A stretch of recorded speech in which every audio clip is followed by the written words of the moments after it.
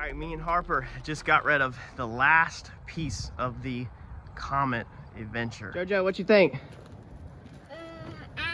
What you think about this new trailer? I like it. You like it? All right, so this new one we traded right out. I put my trailer for sale, the last one that we did on the channel. Put it up for $7,500, come down to $74. Recently lowered it to $72. I also had it up for trade for an aluminum trailer. As you know, we're not gonna be racing anymore. We don't need it enclosed. I have no reason for an enclosed. I didn't want an enclosed just sitting up and rotting and away and collecting moisture inside of it. Just bad overall for them to sit up. So we want an aluminum one. We plan to build this Plymouth and travel up and down the East Coast and hit some car shows and put my name on the map, hopefully. And this gentleman hit me up and said that he would trade right out. The trailer's in pretty good shape. The back places where the ramps go in, the little hinges are damaged on it, but we can fabricate something else for these pieces right here that fold on. We could fabricate something else to hold the ramps in, and then it's dented on this side right here, but it has removable fenders, which are cool with a show car. These are the little pieces I was talking about. He said every single time you go to unload it, the hinges hang down below the trailer, so they hit. So kind of a terrible design. And honestly, if you ever bottomed this thing out in and out of a parking lot or anything, you would just tear the hinges off. So we're not gonna put them on at all. We'll definitely fabricate something to put the ramps back in there, but we're not gonna be running that. So I'm stoked. This was the last piece to get rid of the Comet expedition. And I'm excited to have the enclosed trailer gone, because I was honestly getting annoyed with sitting here seeing it. It opens up this corner of my property at the shop a whole lot more, where we don't have this giant trailer just sitting there. So hopefully we're gonna put some road miles on this bad boy, hit some car shows once this Plymouth gets built, and then we're gonna continue building show cars, I think. I don't think we're gonna be going back to an enclosed trailer race life. I don't think so, but who knows?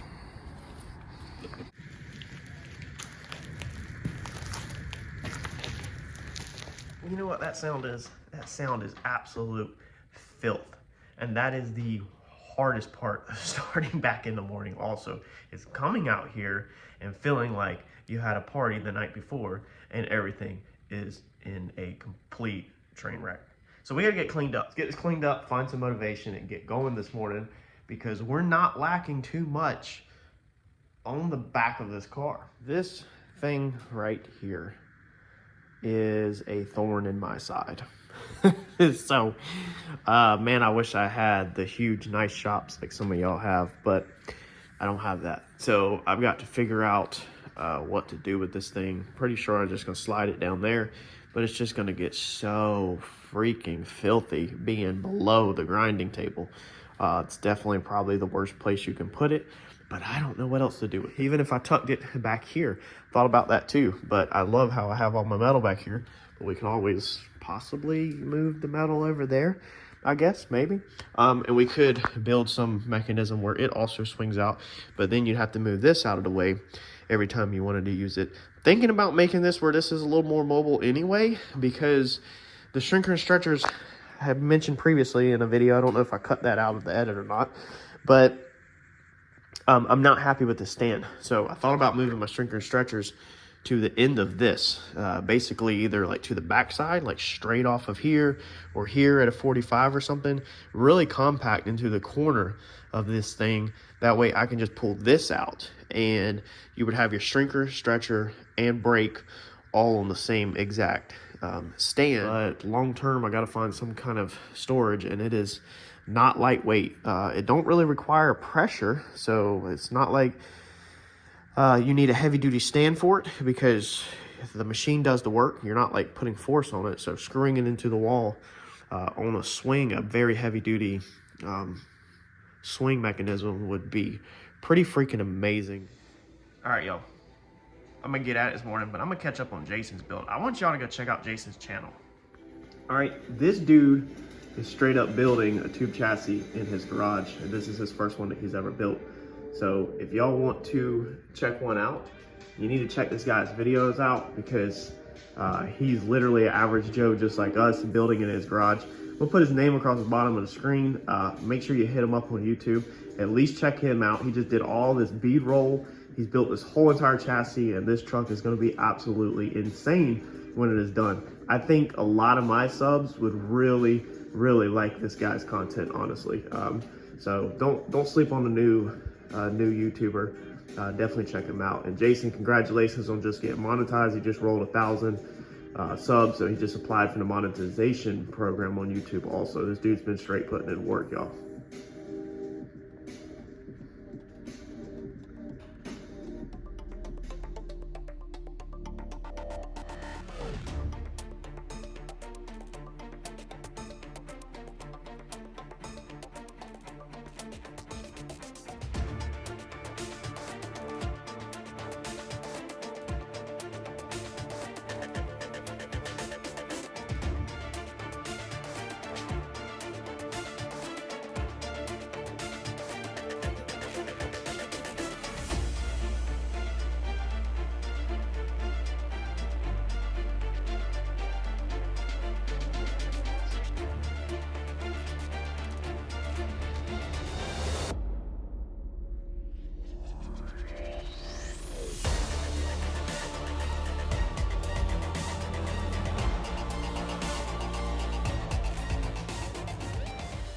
So we're not quite there with this piece. This piece is a little complicated, which a lot of these are for me actually. So we're a little short right there. We need to add a quarter. This was complicated to hold by yourself. I literally held a Sharpie marker in there and gassed it and measured the Sharpie on the bench. Let's see here. Let's try to straighten this back out like I had it. Our level, you can see we don't really want to break it like that in a 90. It'd be kind of tacky. So we're going to try to break that at a 45 and overlap all of this metal. Same thing up here. We're going to break that back and overlap all that metal. So I think that'll be it. We're going to add 6 inches to this flange, put this flange on a 45, add 3 inches to that bottom flange because we should be able to just weld it up to that right there. And then this is going to create us a pocket. We're going to try to do this on both sides so that we have somewhere to put fuses, relays, and stuff like that. That's easy to get to. Sometimes I hate doing this. Sometimes you have to sacrifice metal. I knew the chances of getting this right from the first try was very slim, but the cardboard is just hard to kind of hold.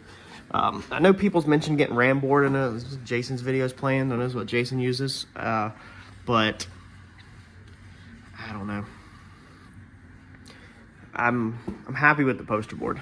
I just sometimes a little bit thicker would be okay.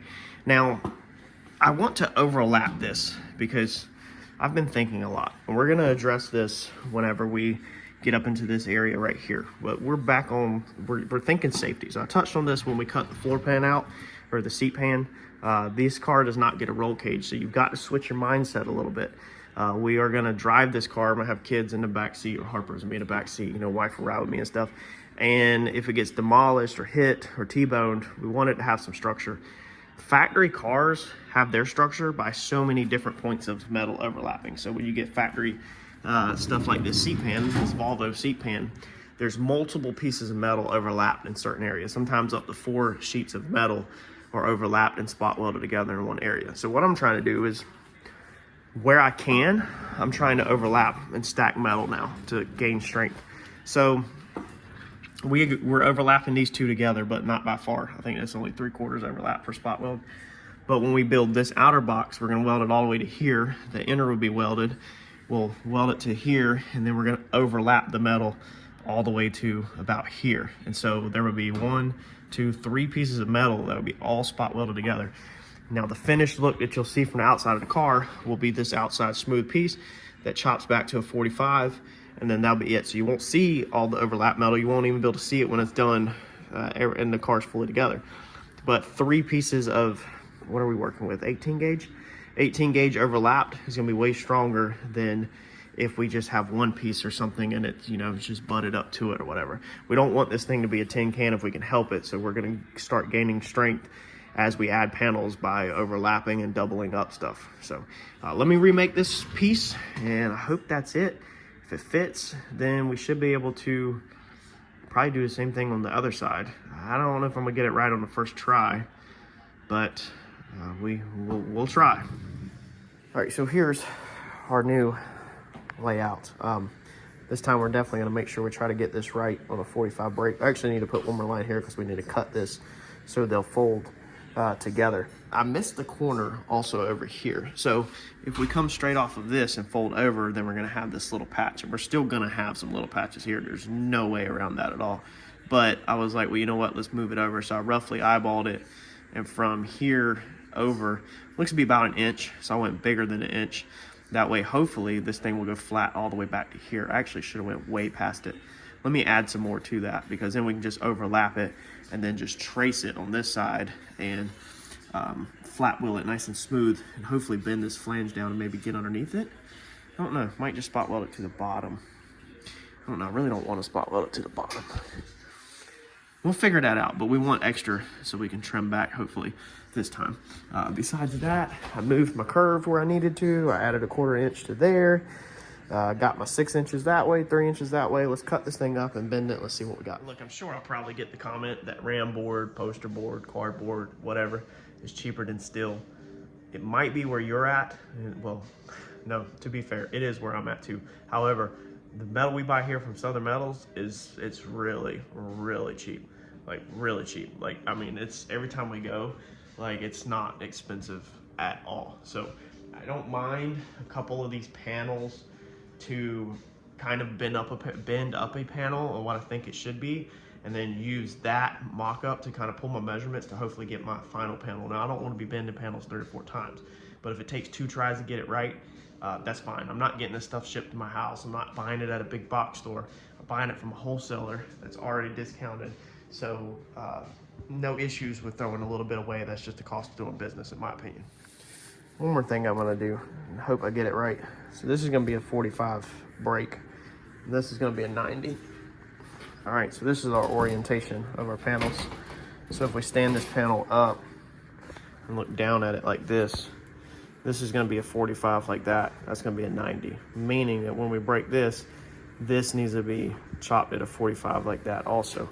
All right, so what we're gonna do is I'm gonna come right here as soon as I put the camera down, and I'm gonna draw this over at a 45 like that. Actually, I shouldn't. I should just leave that long, shouldn't I? Where's that gonna fall at? That's gonna float on the outside corner. That's what we need to do. Let's just leave this long. And so let's just cut that to relieve it. We'll probably have to do this 6-inch bend by hand. We can do one of these on the brake. We can do this long one on the brake. We'll have to do this one by hand. We'll leave this flap long, and then as soon as we get this bent at what we need, because it's not an exact 45, I just wrote that just to let me know that's not the 90 bend, then we can trace the metal, and we should be able to get our angle perfect. Hopefully we nail it this time, y'all. Fingers crossed.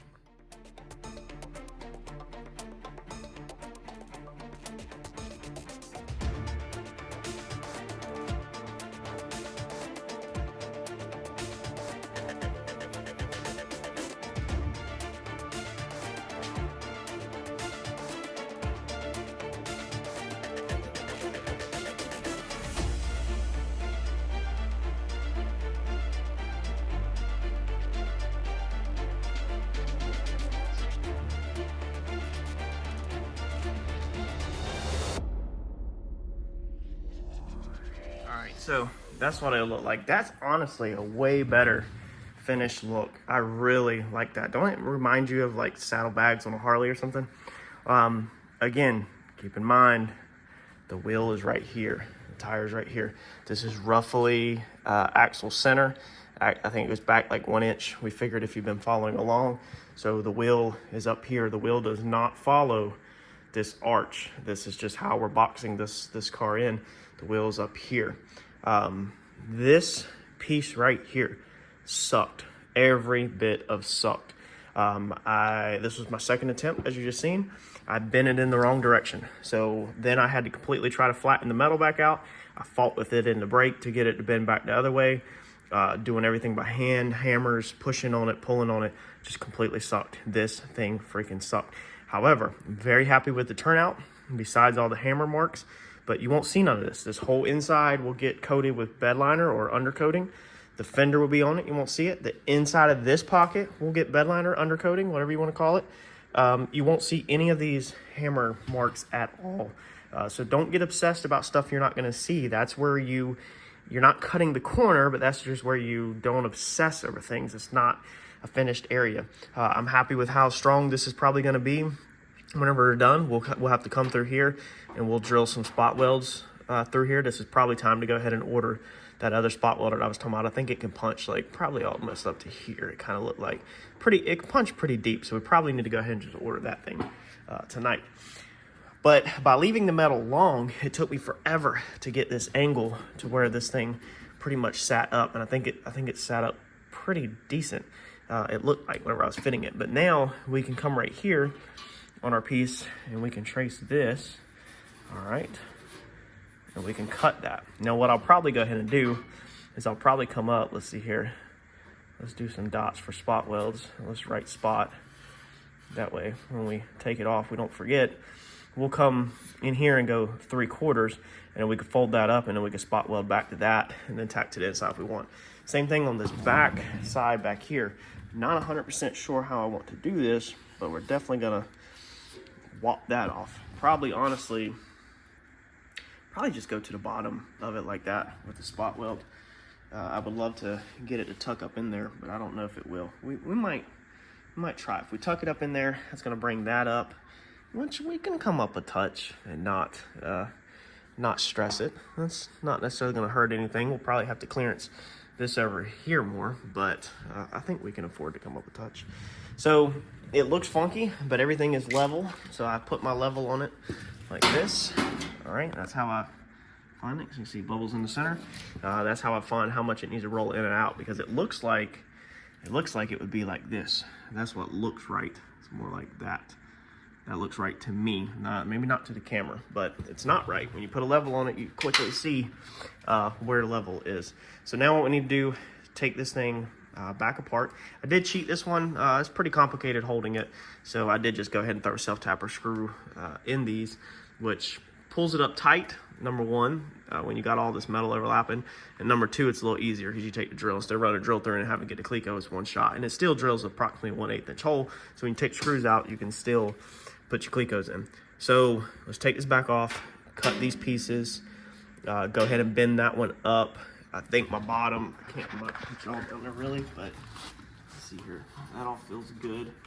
We can go ahead and trace that, so we'll go ahead and try to get up in there and see if we can trace where that metal overlaps, which is probably gonna be hard, and maybe cut that back, because I would like to just weld that edge from the bottom side of the car whenever we go under the car. And then we can put all that back together, and I'm really, really tempted to go ahead and weld this whole entire corner out. I know I said I didn't want to do that, but it's a lot of metal overlapping that can move around. So let me break it down and we'll see. All we're gonna have to patch, which worked out amazing also, is just one little tiny square, which we already were building patches in here anyway. So this thing is just gonna look freaking amazing. The fender will bolt right on there. Shouldn't have no clearance issues. Dude, we should be solid. All right, now we need to build the pocket on this inner piece. We're basically gonna build a pocket that's about, the same as that. And then Troy, when he upholsters it, he'll build a cover that covers all this. No, I'm not hoarding trash. It's all Harper. She's playing over here. Like literally, she has these hooks. She calls this her machine. She runs cables through everything. She plays. All right, so looks like we already have this inner piece traced. Let's give it a go one more time. Let's make sure. I like to do this too. I come and put V marks off the line I just traced. I get that from a carpentry background. So let's pull that one out. You can see stuff had already started to move, but we self-tap screwed everything. So this is where I originally traced that overlap, and that's where it ended up. But everything's solid now. It's got self-tapping screws in it. So that's what I was touching on in the previous video, is stuff can start moving around quick if you're not careful. I'm desperate to get this thing welded up, but if we would have welded this panel up, for instance, when we talked about it in a previous video, if I didn't cut it out, I can't remember if I cut that part of the video out, then we'd be in trouble now, because now we need to get in here to make our window.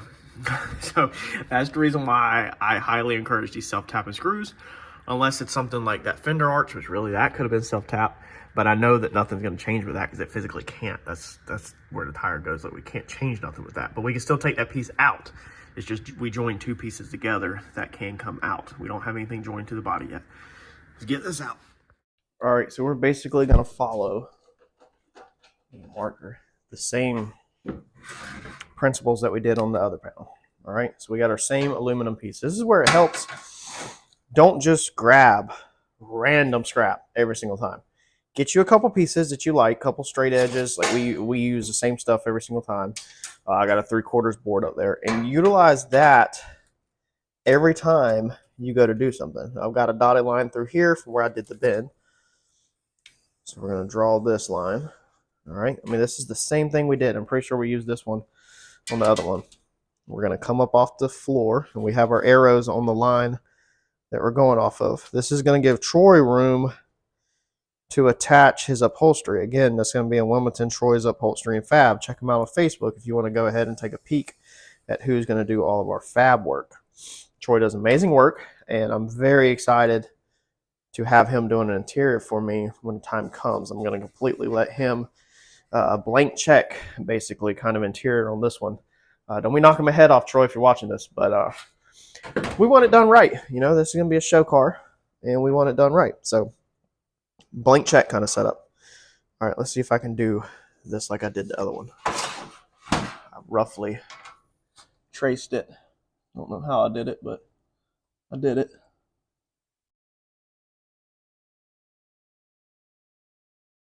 I actually could probably use tape.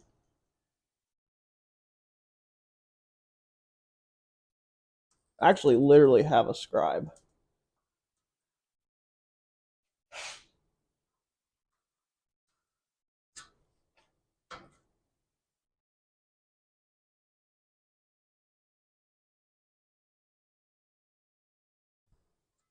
All right. The edge of this metal is not perfect anyway, so even if we took a scribe, where's that at? Or whatever you call it. Thing that we used originally. So even if you use one of these, you're like, oh yeah, there's the tool you need. This was Mike's. Uncle Mike, you need to get your stuff. He left this over here for me to use. I greatly appreciate it, but I have my own now, actually.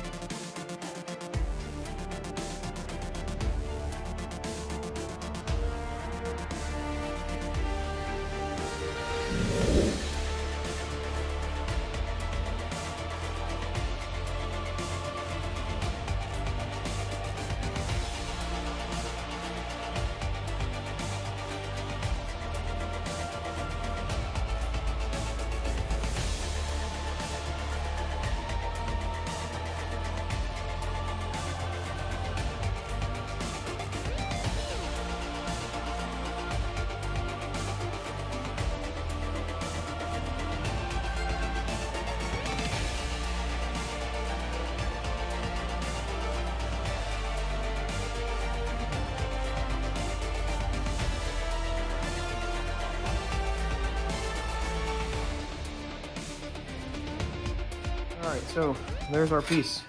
Ta-da! That looks good. That really does. couple of things I want to point out.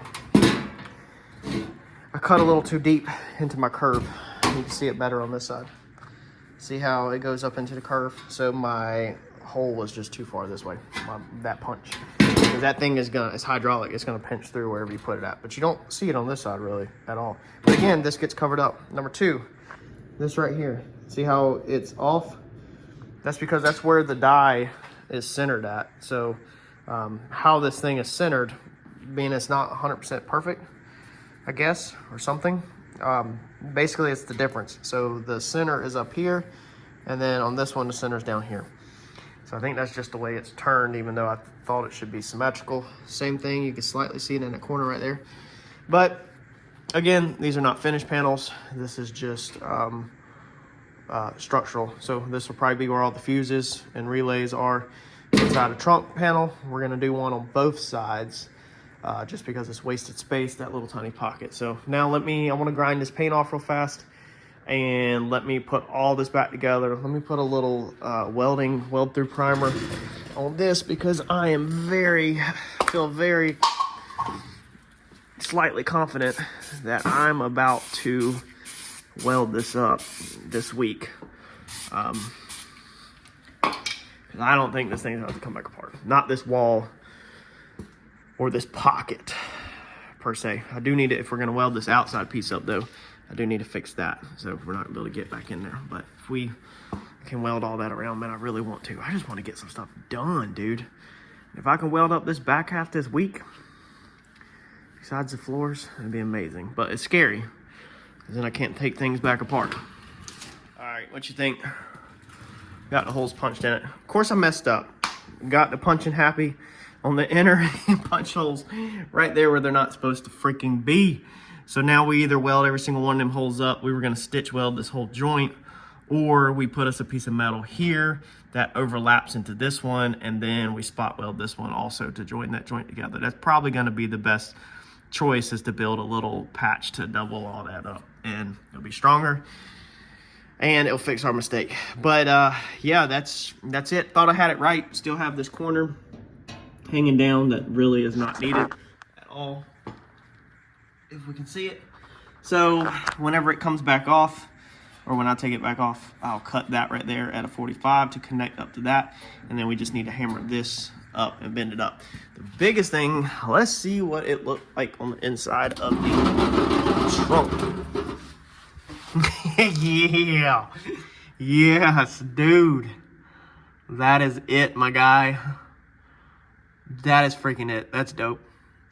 Okay, so I can see one thing right now that I want to change. So we have this, I want you to see. So we have this 45 piece and it goes in here. All right, but it's hid behind there. So when we take this back off,